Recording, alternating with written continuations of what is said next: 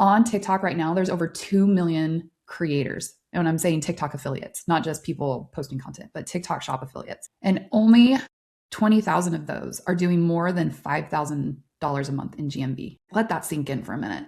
That's what we call L2s and higher. That's what they're called. Our L2s is how the rating system on TikTok works.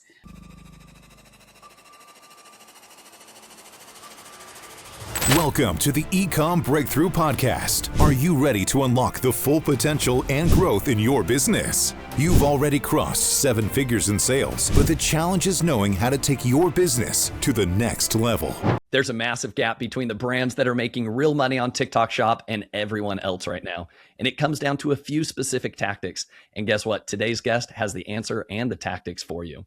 Welcome to the Ecomm Breakthrough Podcast. I'm your host, Josh Hadley. I scaled my own brand from 0 to 8 figures in sales, and now my mission is to take it to over 9 figures. On my journey to 9 figures, I bring you the unfiltered conversations with the smartest minds in e-commerce. Past guests include Ezra Firestone, Kevin King, and Michael E. Gerber, author of The E-Myth. Today, back for another round on the Ecom Breakthrough Podcast is Michelle Barnum Smith, the founder of Social Sellers and one of the most trusted voices in the TikTok shop space. Michelle is an award-winning marketing strategist with over 25 years of expertise. And recognized Amazon and TikTok shop expert, she's launched over 100 brands and trained over 1,000 sellers worldwide. She's been featured in Forbes, Business Insider, and CNBC. Michelle is a top-performing TikTok shop partner leading the charge in social commerce success. With that introduction, welcome back to the show, Michelle. Wow. Thank you. And quite the introduction. And can I just say that I don't think it's fair to ever say that I have all the answers. I try to surround myself with smart people such as yourself. And I think together we have to recrack this code every single day, because if there is not one singular truth when it relates to just marketing in general, but definitely with TikTok, is that the goalposts are constantly moving.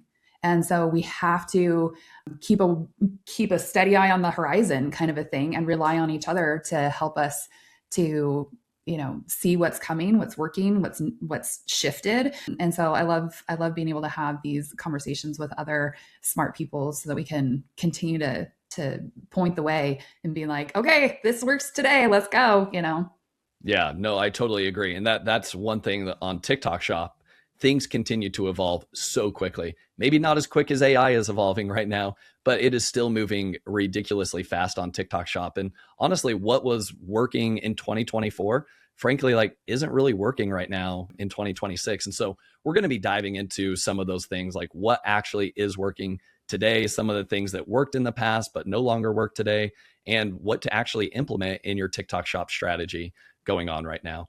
But Michelle, as we get into today's conversation, I think the biggest thing is people want to have success on TikTok shop, but it's always easier said than done. In your conversations with hundreds of brand owners, what do you see? What's the biggest challenge that brand owners are faced with right now? And what's the difference between those that are succeeding and those losing or not having success on TikTok shop right now? Yeah, gosh. So let's talk about some stats, shall we?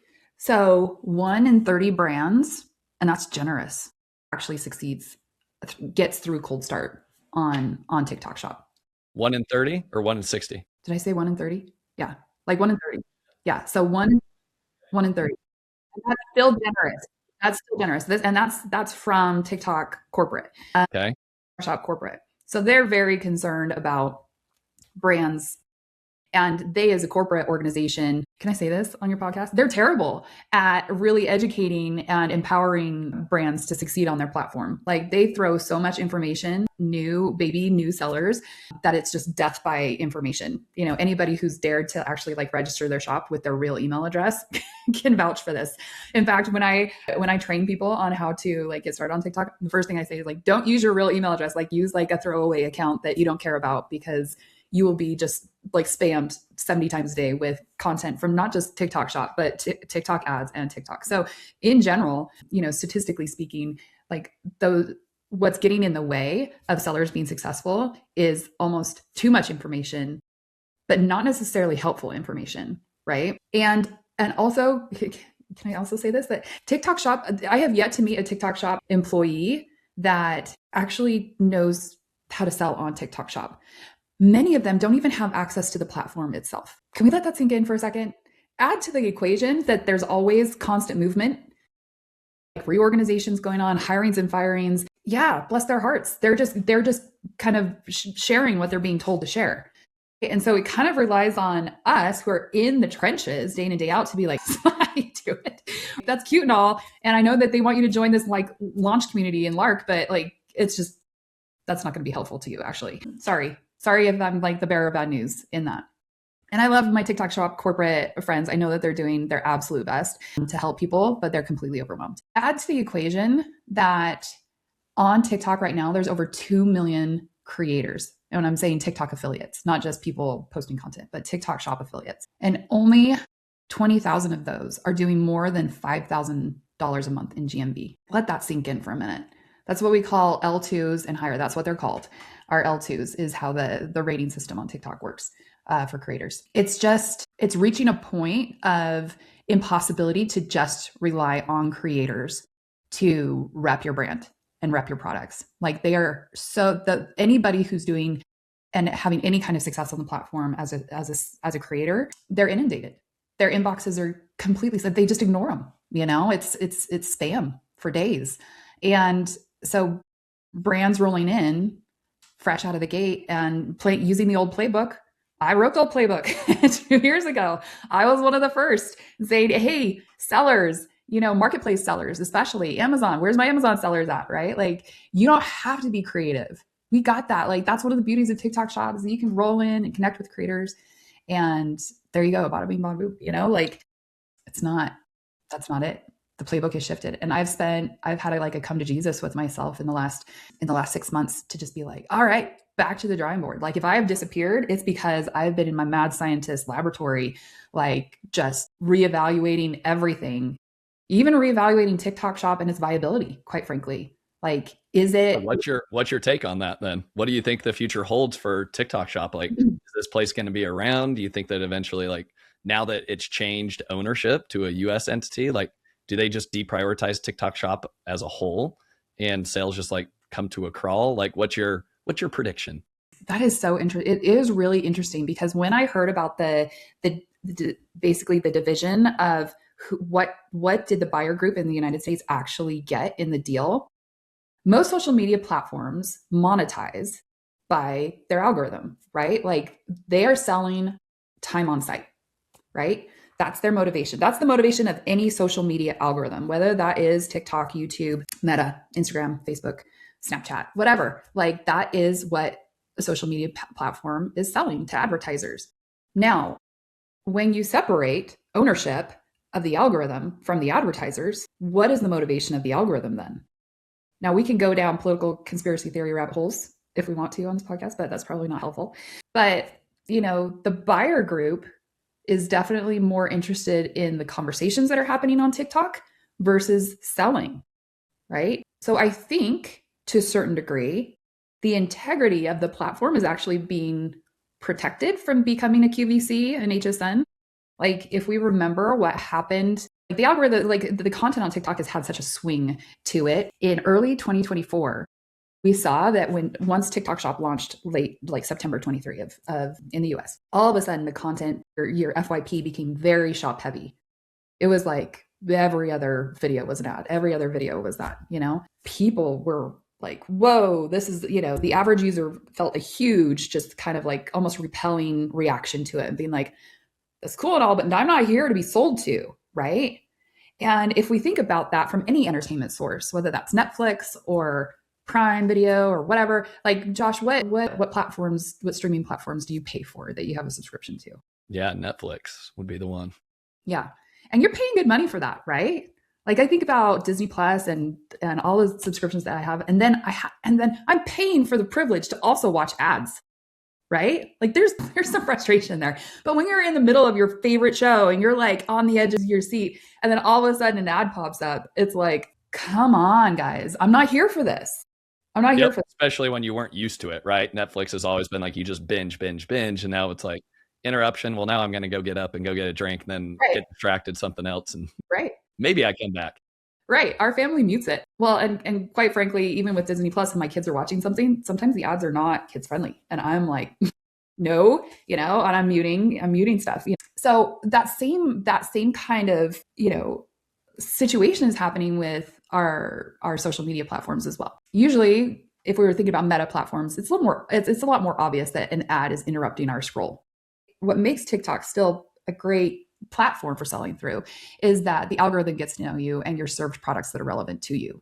It's not just this random hodgepodge of stuff. Sometimes it's testing you. Sometimes it's still the algorithm's still trying to see like, well, it's seasonal, so do you want this random gardening supply, implement, or are you going to scroll past it and you'll never see it again? So there's still stuff that happens like that. But the algorithm has definitely swung, I feel like, back more towards keeping people on platform and feeding them, relevant content as opposed to just, a lot of shoppable posts.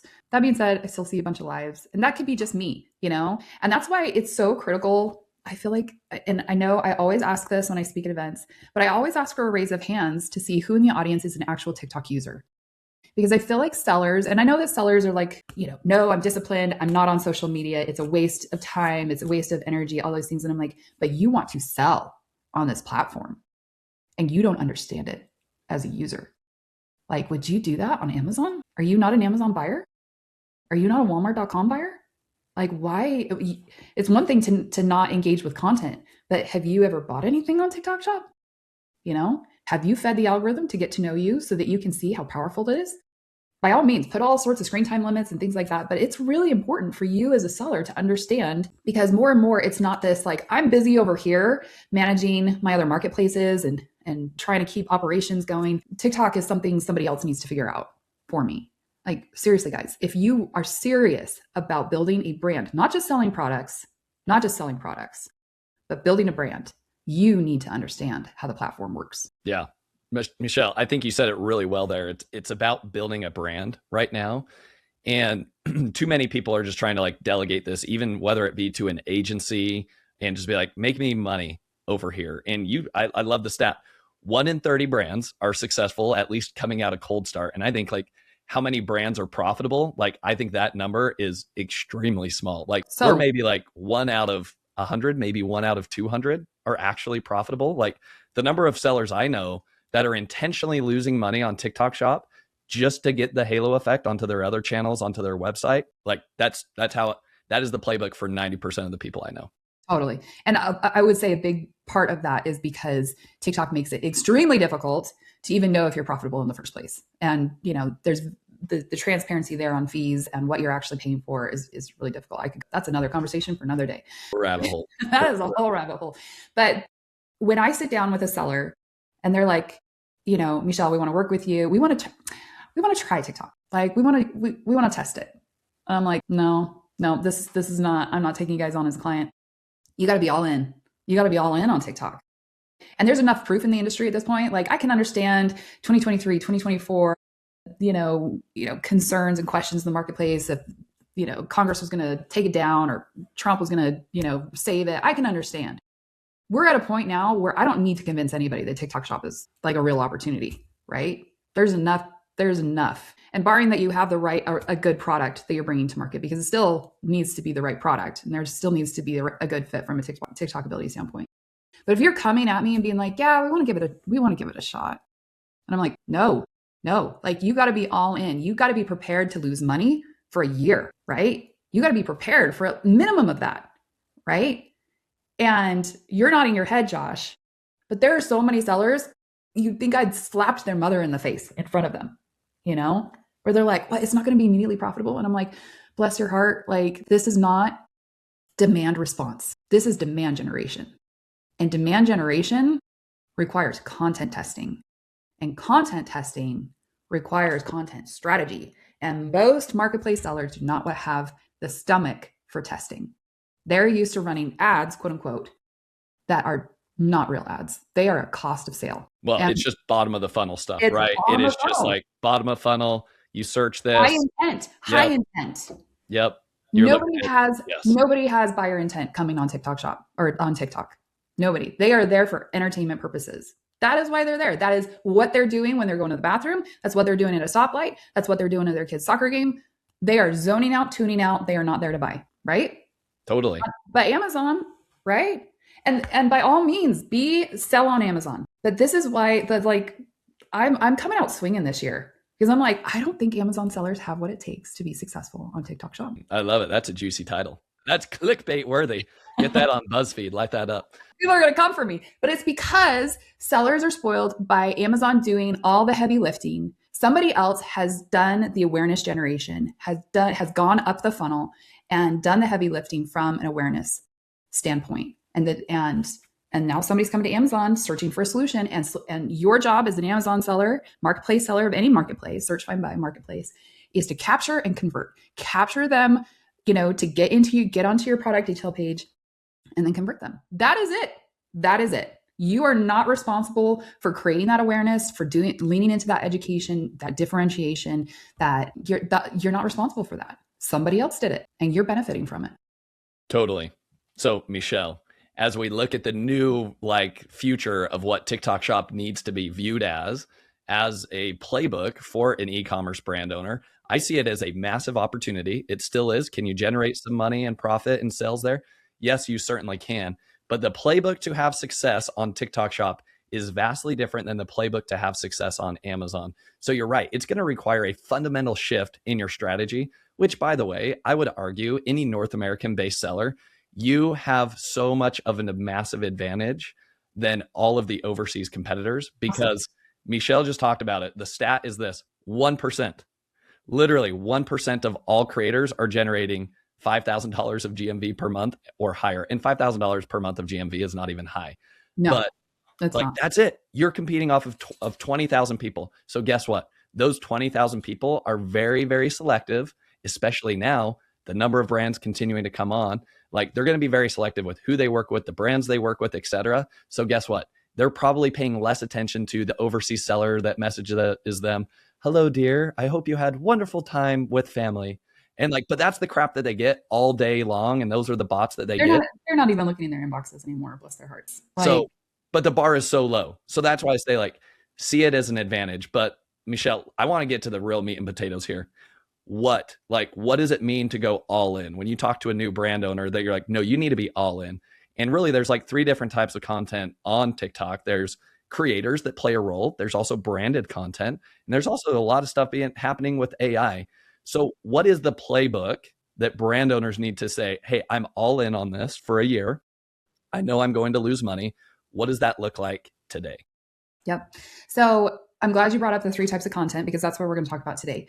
Because of the stat of, 1% of creators are actually generating revenue. And can I be honest with you? I think a lot of that is by accident. There is not one creator out there that every throw is a winning pitch, is a slam dunk, is hitting it out of the park. What sports analogies have I not hit? Not every single post is actually generating revenue. So there's no guarantees that if we even work with and get access to an L4. But hold real quick on that. So I'm curious to get your take on this. I have never seen more people than I have recently that are L4 creators, big creators that are coming back to me and saying sure, I'll talk about your product, but you owe me money up front for me to even talk about it.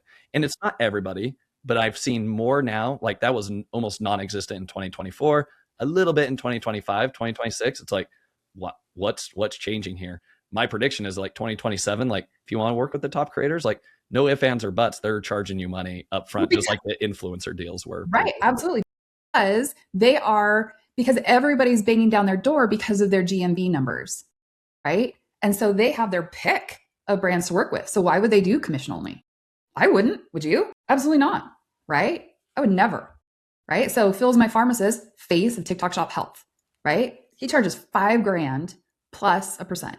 Plus, if we're doing anything beyond, if we're waterfalling content to Instagram or whatever, royalties. So, I mean, and he's worth it. He's great. He's a great content creator and he's a great human. But I've had the pleasure of working with him and seeing his content not do well, right? And so if you think that you're shortcutting the line by paying those fees and getting access to those creators, you're still not. It's still a gamble. And so really what it comes back to when somebody's well, Michelle, I'm working with you, I'm working with Reacher, I'm working with Join Brands, and we've sent out, we're maxing out our weekly outreach and we're getting these just garbage responses in our samples. I can't reach the creators I want to reach, or like the creators that I'm getting are just, it's not working. My response to that is, you're not asking the right question. It's not about creators. It's about content. It's about content and content strategy, and remembering and aligning yourself and your product and your offers with the algorithm. It's about what the algorithm values, not how to get in front of creators. Can we see how that's a fundamental shift, right? And I'm a marketer, right? So I think like this. And so it's my job to kind of get on this soapbox and kind of throw down a little bit. I feel it's my responsibility to educate and to like, we have to elevate the conversation, guys. TikTok now is more like running meta ads than it is about posting social media content, right? It's more, and if you think about, and if anybody's tried running meta ads lately, they completely just released a new algorithm for their ads platform. It's called Andromeda. And guess what it's like? Guess what it's mirroring? The whole meta ads community is like pulling their hair out and is frustrated beyond belief because Andromeda is just like the TikTok algorithm. It's just like the TikTok algorithm. So the old way of running meta ads, where it's just basically like small iterations of the same video or the same post over and over again, doesn't work anymore. So even meta ads has gone through a fundamental shift because Facebook and Instagram are seeing why TikTok's so successful, and they're changing their algorithm to meet that. Right? So we have to kind of like pull ourselves up a second and say like, okay, well, it's about content testing. It's about content. What is the algorithm value? And it's about testing and content testing at scale, which means it's not fast and it's not easy and it's not cheap. So if I talk to a Amazon seller, I'll just call them out and they're like, oh yeah, we tried meta ads, didn't work for us. I'm like, okay, warning. Like, were you driving that traffic to Amazon? Were you driving that traffic to Shopify? Like, what was your CTA? Like, how much content testing did you do? Like, what was your budget? Like, all of those things. Like if I'm having an advertising conversation with somebody, that same level of conversation now I have on and think about with TikTok and TikTok Shop, because that's the name of the game now. Is we're just advertisers. We're not anything special. We're just advertisers, right? Which means that we are hated. The algorithm's job is to put us in front of our target audience and make us a little bit more viable and not just interruption style marketing. But like, nobody's on there to buy. What are we there for? So that's where content strategy comes in really critical. And as a brand, it used to be that you could launch on TikTok Shop just with creators and having other creators rep your brand. And that's fine. To a certain extent, you can still do that. But at a certain point, if you're serious about TikTok and scaling on TikTok, you need to own what's called top of funnel content for your brand. So if we think about why people are on TikTok in the first place, this aligns with brand top of funnel strategy. People are on TikTok TikTok calls it delight and discovery, but what they're really there for is entertainment, education, controversy, shock and awe, news, right? That's why they're there. They're there for discovery. If they were there to like follow their favorite person or see what their grandma's up to, that's what Facebook is for. That's what Instagram is for. Their favorite, following their favorite, creator. That's very Instagram. TikTok is heavy into discovery. Like, I might see somebody that I follow here and there on TikTok, but for the most part, like it's new. And now TikTok even has like a local feature. So there's huge opportunities opening up. This freaking Meta, they could have done this 10 years ago, and TikTok is just spanking them with local content now. I'm just like, oh my gosh, where was this? Where, like, you try to search for some cool spot in, I'm going to Austin and I need like a cool restaurant in Austin. I try to search on Instagram. It's just garbage, terrible. Right? Yep. You have to go to Google Maps. That's fine. Whatever. No, TikTok owns local content now, local inspiration. Anyway, I wax philosophical. But if we go back to the reason why people are on TikTok, those 5 things, as a brand, you need to supply those 5 things, right? Not to sell product, but to build your brand. If you guys take nothing away from our conversation today, let it be that.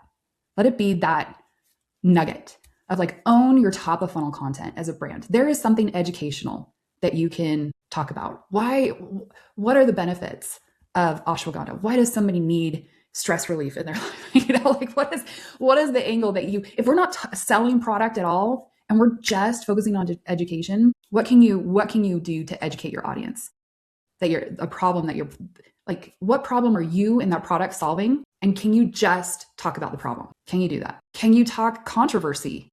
What controversy is around the problem that your product is trying to solve? What's something fun, interesting, unique, entertaining around your product, right? So what, like kind of taking all of those angles.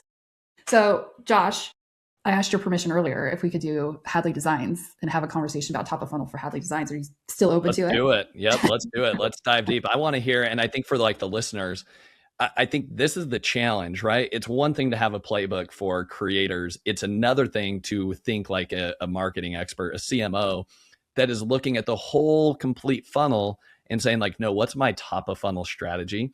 So Michelle, I want to give tangible, tactile, like tactics here to our listeners of like, go do this today. Here are some great examples. This is how you can spin this up without having to go hire 10 additional team members. Right. Because let's be clear, like creators, if we're talking where do creators fit, creators are not top of funnel. They're not.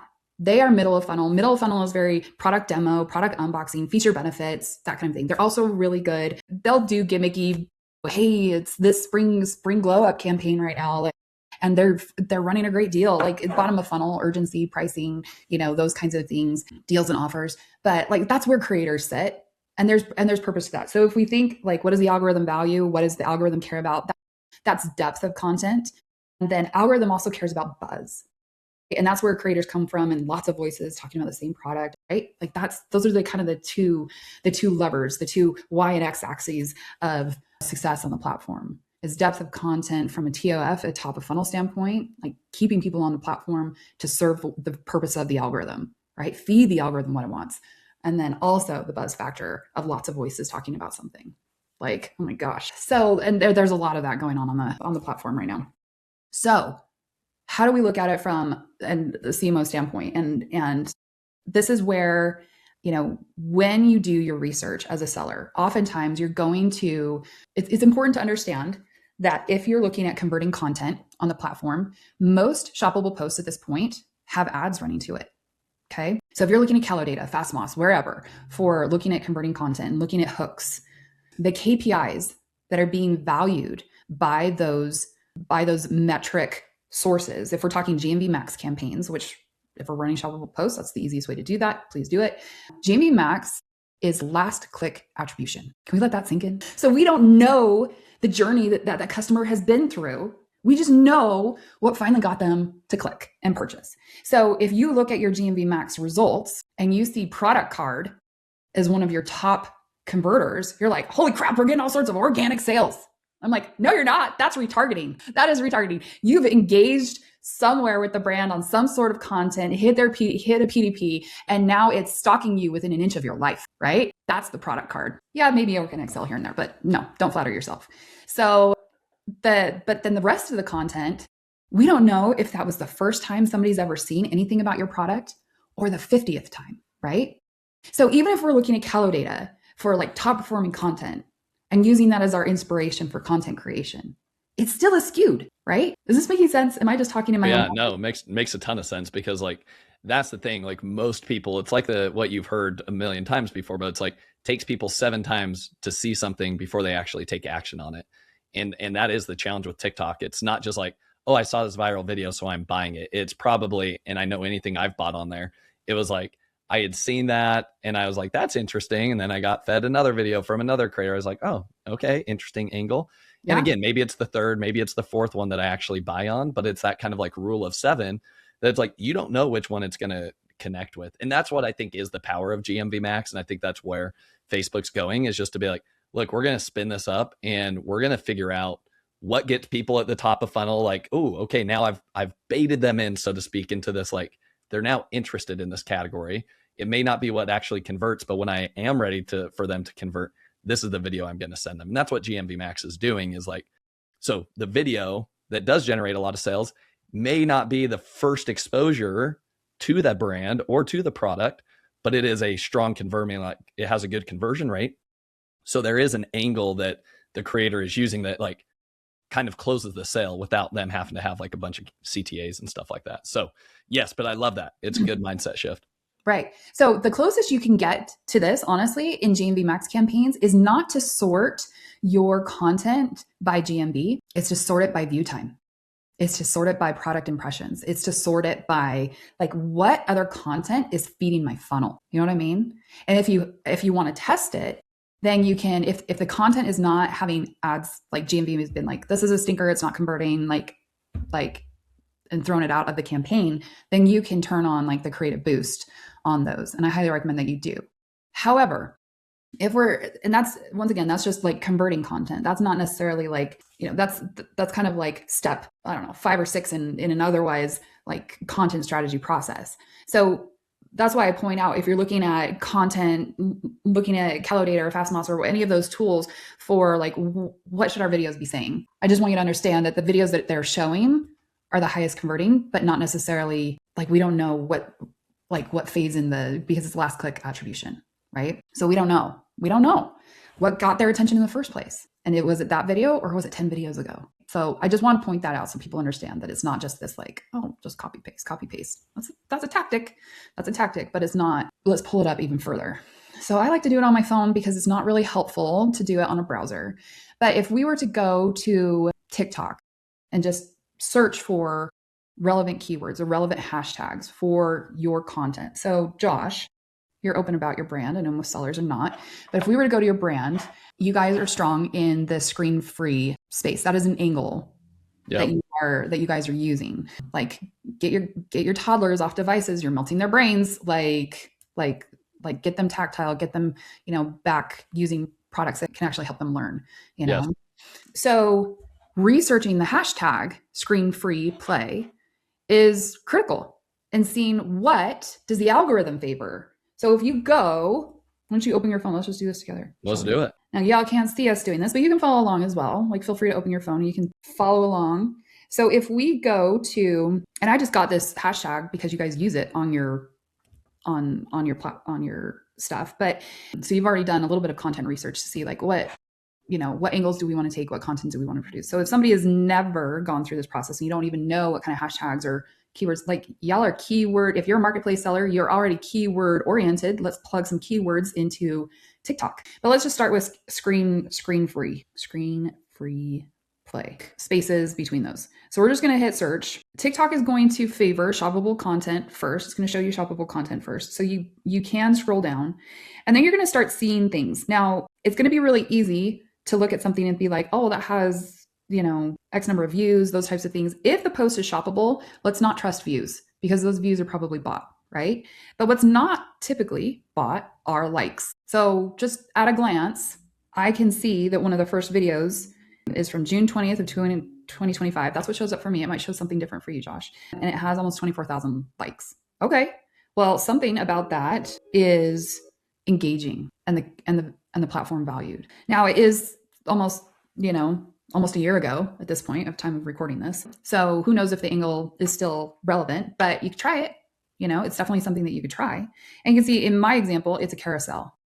And carousels are really easy from a execution standpoint. We're not hiring creators. We're not having to invest in video and video editing. Like, gosh, there's something that could be put to work here that's pretty straightforward and really easy to do. It starts with an A and ends with an I. Like there's a lot that can be done and put to work here. But Michelle, would you add like a shop link on that, like to the carousels or no? And like have it. Fancy, Josh. You fancy because you have access to something that most people don't. And that is shoppable statics, shoppable photos, shoppable images is what it's called. Not everyday sellers qualify for that yet. So for you can test it. Absolutely. Most people don't have that yet. That's not generally available at the time of us discussing this. So, all right. Way to drop a bomb on making everybody else feel like peasants. But I'm curious, like if it turns into a shoppable video, even though it's just a bunch of slides, if it turns into a shoppable video, like, is it harder to get reach? Are you seeing that like anything with shop related to it is like, they're basically forcing you to like pay to play at this point? And it's like, hey, yeah, like maybe include your product, but don't include the product link. So this is where we're going to go back to top of funnel, right? So remember, top of funnel's content is to entertain, inform, educate, and controversy plays part in that as well, right? So right now, I'm just showing you how to find top of funnel content and not just base your content development based on what Calodata is telling you, which is last click attribution and is mostly middle or bottom of funnel content anyway, right? So as a brand, you need to be creating and investing in top of funnel content. Top of funnel content typically isn't going to be salesy, right? If there is a CTA, it's the very last thing you say. You're showing your product very last, very briefly. It's just a mention, or it's just like a caption, a caption referral. It's not like a hard sell. Okay. So in this example of doing research, of seeing what does the algorithm favor in for this keyword, and let's develop some content ourselves around it. And let's talk about where to put that kind of content. As a seller, as a TikTok shop seller, you actually have access to be able to create, you have your main brand account, and then you can create 4 additional marketing accounts on TikTok. And most sellers don't do this. You could create as many TikTok accounts as you want to, quite frankly. Like, nobody's stopping you from doing this. Like, talk to Matt Altman about his 3,000 TikTok accounts that are all run by AI. That's another conversation for another day. But you as a brand in general have access to 5 total accounts that you could link to your shop. And you don't have to, like, if you create just a standalone TikTok account, to be able to make anything shoppable, you still have to meet TikTok's minimum requirements, content, followers, all that kind of things. But if they're marketing accounts, you can start shoppable posts from day one. So Josh, in the example of Hadley Designs, let's say that you have a screen-free angle that you're taking.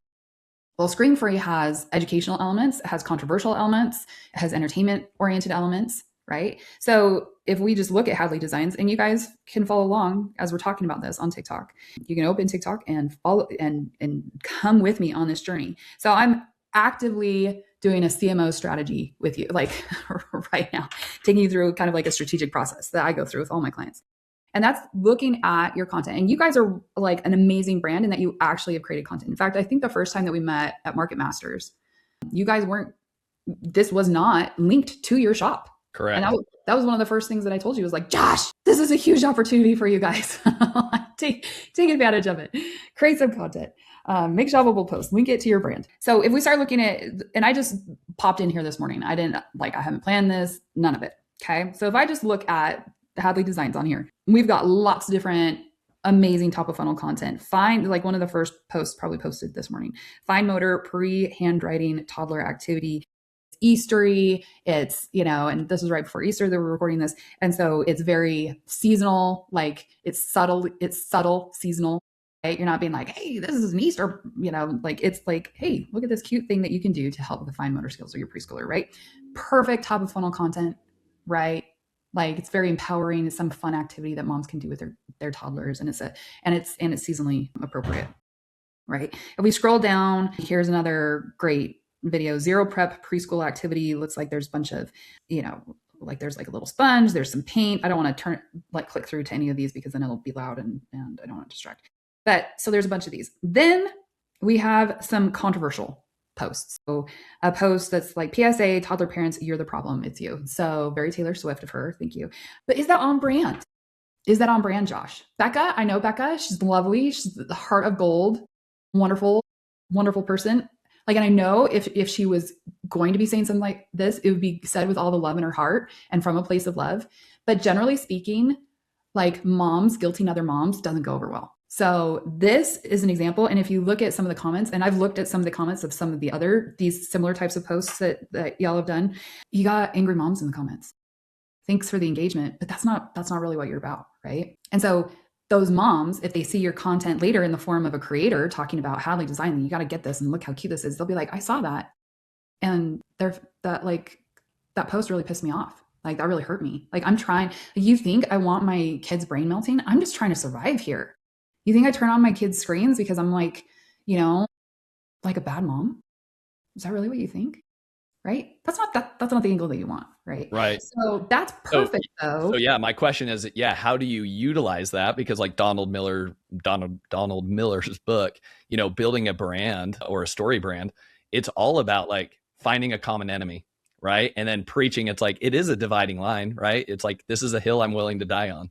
There are people that swear by, my toddler watches Miss Rachel, and I think it's the best thing in the world for them. And they're going to be the smartest person in the world because they're watching Miss Rachel 24 hours a day. Like, they are just soaked in YouTube videos, and I love it. And then, you have the other angle where it's like, we never allow them to see a screen in their life, right? So like, if you've got these like two very polarizing things, like how do you communicate that as a brand, right? Where again, you are gonna divide people, right? It's like Tesla, right? It's almost like very dividing at this point. Absolutely. Absolutely. In fact, that reminds me of, I was on an MDS call. I was doing a training for the $1 Million Sellers. And this guy, I don't even remember his brand, but he sold vaginal suppositories. And I'm all like, I'm a marketing professional. I've been doing this a long time. Like, bring me your hardest questions. Like, let's figure it out, that kind of a thing. And he's like, I'm going to hire a dude, a creator. And like his angle, like we're just going to have him create content for the brand that's just about how much he's not going to go down on his woman if she smells like trash down there. I was like, oh my gosh, on your brand account? Like, I can appreciate controversy, man. I can from a marketing perspective, but on your brand account, who are you trying to sell to? Who's your target audience here? Who's buying vaginal suppositories? It's not my husband, right? Like, it's not my boyfriend. It's not my lover. It's not my partner. It's me, right? And you're going to come at me with that? Are you serious? Talk about controversial, So is there a place for it? Is it shock and awe? Yeah, there's a place for it. There's a hard line for it, for sure. But is it on your brand account? I don't think so. I think it's a marketing account. Marketing accounts are not branded, right? You can brand it whatever you want to. And in this case, like in the case of Hadley Designs, enough of vaginal suppositories, but like just in the case of screen-free coming at you kind of content, Becca to other moms who are scrolling through looks like another mom. She doesn't look like she's coming from a place of authority. She's a mom who she's a graphic designer. That's another thing she is, but she doesn't appear to be an authority. So if I were you, I would tell you to either hire, if you want to go that route, it's an expensive one, but you can hire an authority figure to speak about screen-free, right? And how they're melting brains.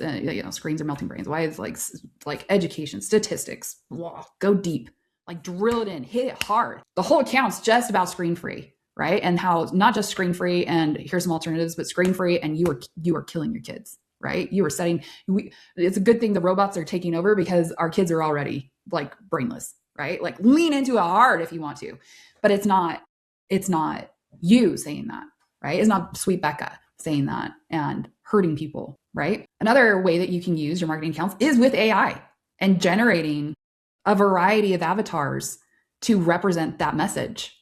Is it a doctor? Is it a pediatrician that's sitting there in a lab coat?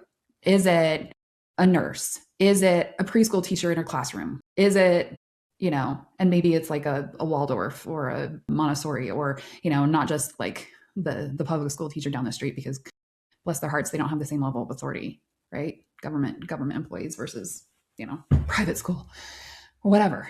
So like you can play around with the different avatars and test, those kinds of things. But the KPIs on those are not shoppable posts. The content that we're trying to produce there is just to measure top of funnel KPIs. So top of funnel KPIs, the ones that we care about, view time, so the ones that TikTok cares about, right? Because we're trying to feed the algorithm. We're not trying to make sales. We're trying to feed the algorithm so that the algorithm will put our message out there. Yeah.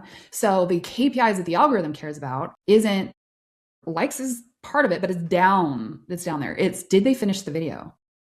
Did like the 3-second hold time, like how long did they hold their thumb on the video because they wanted to read what was said? It doesn't all have to be talking head. It could be a video with text on it, right? Those kinds of things.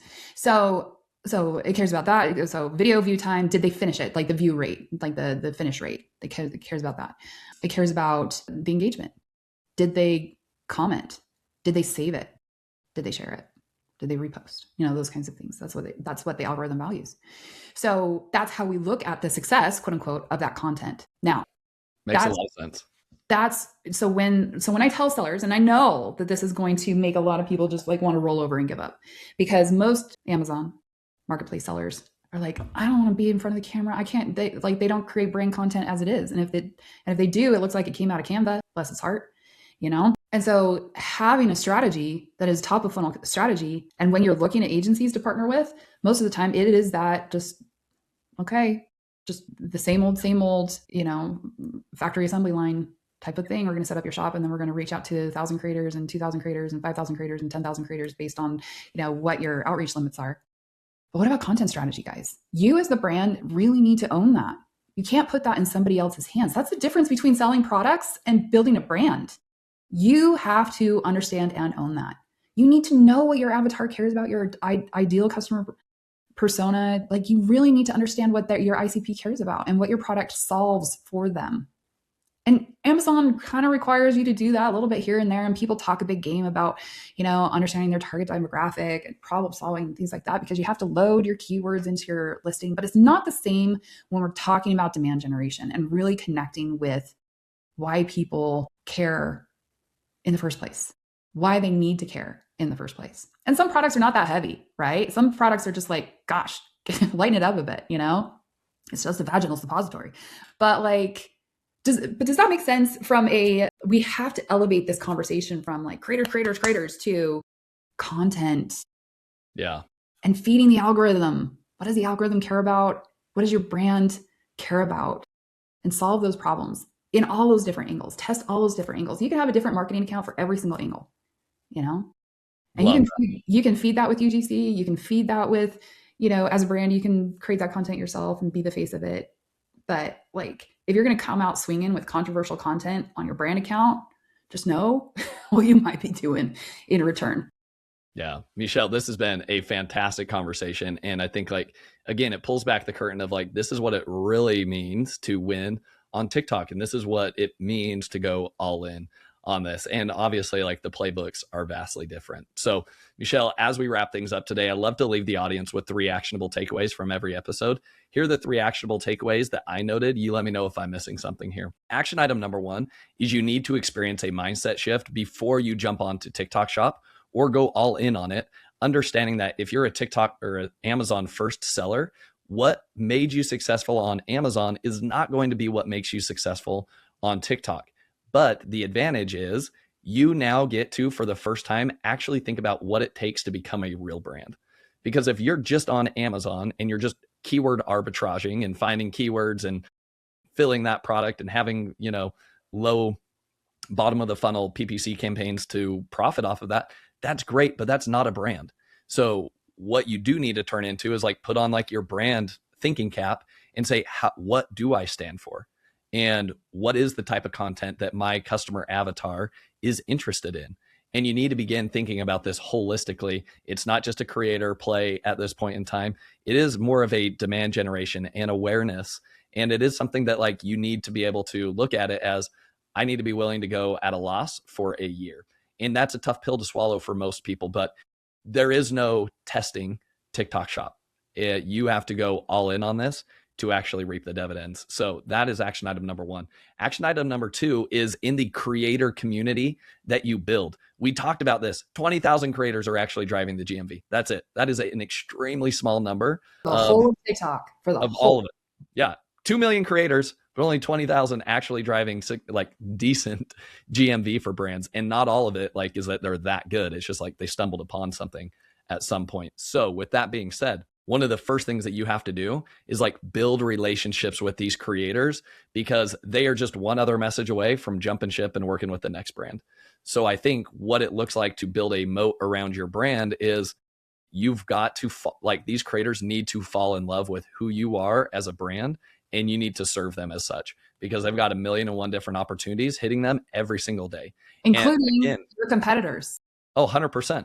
Because Kalo data, I share it in my presentations, but I also say good luck, because I also know these creators jump on calls with my wife every single week, and every single day we are engaging in our WhatsApp group. We have contests. We have Becca's sending birthday gifts. Becca's also sending anniversary presents and Easter gifts to some of our creators. So guess what? Go try to replicate that if you're an overseas brand. They're the US creators, they're not going to resonate with that crap. And you're also not going to understand the customs, the culture of the US. And so you're going to be out of touch. That is the advantage. But it is extremely hard work. And that is not work that gets you successful on Amazon. So again, it's a completely different business model, but you have to shift your thinking that way. My third and final action item here is, if you do not have a story about your brand, if you don't have a common enemy that you are up against, you have to find one. The best book I would encourage you to read is that, Building a Story Brand by Donald Miller, that is all about who is your hero on the hero's journey? who is their mentor? And you are the mentor. The brand is the mentor to guide the customer through the hero's journey. What's the common enemy you are up against? The brand is there to be that mentor. And so I think that goes back to your point of, the mentor can't be the one poo-pooing on the hero's journey and casting shade at the hero on their journey, but it is steering them away from, I guess, like who that common enemy is.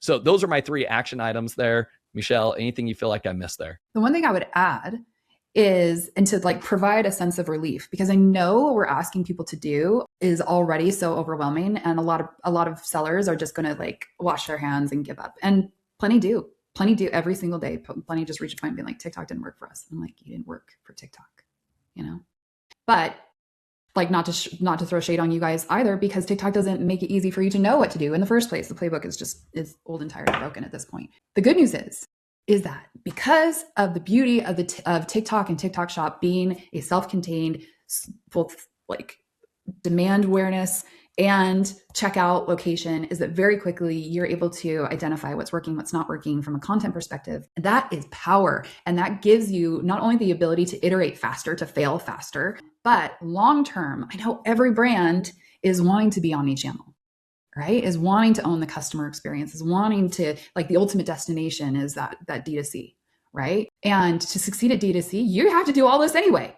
So anytime a brand tells me like, yeah, we tried Shopify, it didn't work for us. We tried Meta Ads, it didn't work for us. I'm like, it's because you sell products. You're not a brand. That's what you do. Milk that cow for as long as you can and then sell it to an aggregator and move on. But if you can get from a content perspective and figure out what's working for you, then you can waterfall that content to other social platforms where it will probably produce the same results, good results for you via ads to your Shopify, to your D2C presence. And that is power. So this TikTok is just the tip of the spear in the omni-channel journey. Love it. There's so much power there. So if you're really committed to being a brand, then you have to crack this code. Totally agree. Well said, Michelle. Final 3 questions, our lightning round here. What's been the most influential book that you've read and why? So last time I was on here, like I shared some spiritual thoughts, but one of the best books I've ever read for business is The E-Myth. You said it at the beginning, but the E-Myth is so critical and so important. We still see that today. Every business owner basically like working that grind and trying to figure out how to build systems instead of just working in the business, working on the business. And I struggle with that day in and day out, right? Like we're all trying to find, and now we're putting agentic AI, trying to find ways to make that work. But if we're really serious about being a business and not just creating a job for ourselves, then the E-Myth really lays it out really strongly there. Great recommendation. Question number 2, what is your favorite AI tool that you've been using and how have you been using it? Yeah, so I've been playing around a lot with obviously AI content because it's faster to market, it's faster iteration, it doesn't require commissions. So as we think about becoming eventually profitable on TikTok, AI is going to play a significant role. There's lots of different AI video and photo platforms out there right now. And the one that I like, everybody's going to have an opinion and come at me. It's fine because I'm just a baby in this space, but I like to use Higgsfield because it allows me to try different generative AI platforms instead of having a million different subscriptions across a million different AI platforms.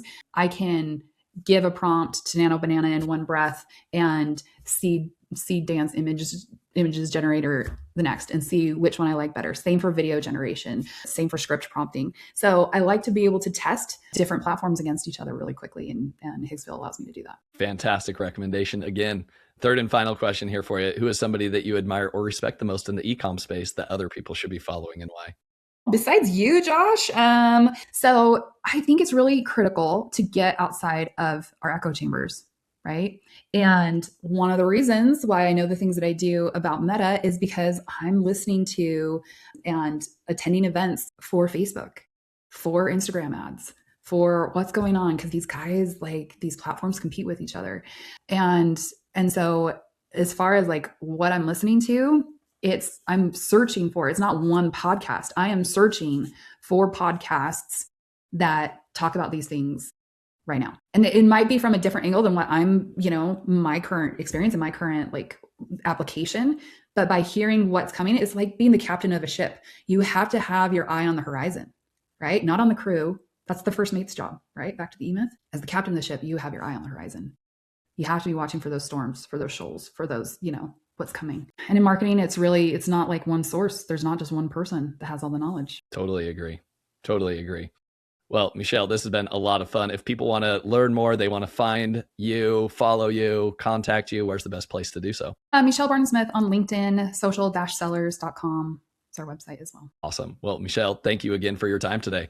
Yeah, thanks for having me. It's been great. Thank you for listening. Visit ecommbreakthrough.com for more information. If you've enjoyed today's episode, the best way you can show your appreciation is by clicking the subscribe button and quickly leaving a review. See you again next time.